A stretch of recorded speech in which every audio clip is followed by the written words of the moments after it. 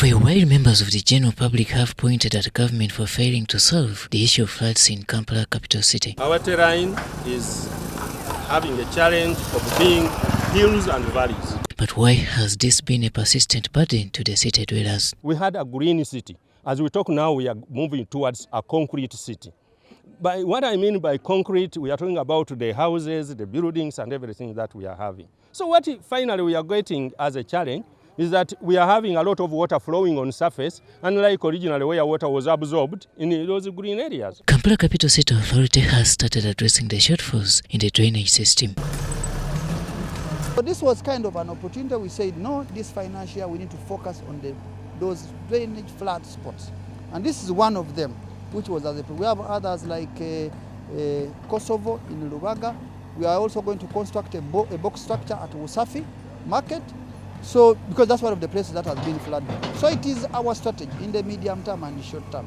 Of course, in the long term, we think if we can get sufficient resources to fully implement the Kampala Drainage Master Plan. Engineer Maurice Kaironya is the Deputy Director for Roads and Drainage at Kcca. Sometimes the Kcca does not have money. And when you see the problems of Kcca's roads and drainage, they are enormous.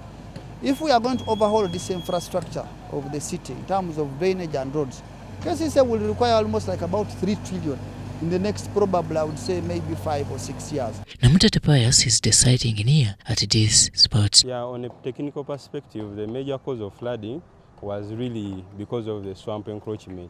Many of the residents here had encroached on the swamp, as you can see, but due to intervention of Kcca, with the planning sector, they were able to come and find routes where water was supposed to be. These are part of the plans to meet the requirements as Uganda prepares for the non-aligned movement and the G77 plus China summits in January 2024. The layer we are on is the sub-base layer, and we are going on base, and later we do the asphalt.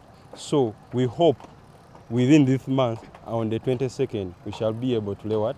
Asphalt. And asphalt, as you can see, that is the topmost layer where vehicles and traffic move through. Some are proposing that there is need to revise the city's physical plan. As we talk now, we are totaling to over 4 million people in Kampala during the day, maybe 2 million people, 2.5 at night. So what does this mean? We need another physical plan. So I want to agree that we need to revisit our physical plans, and I think we are doing that behind the scenes. Most of these plans, people don't talk about them.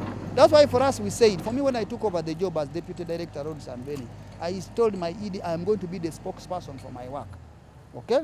And I'll speak for the roads we are doing, I'll speak for every small drainage project we are doing. So the small gains we are making, people must know what we are doing.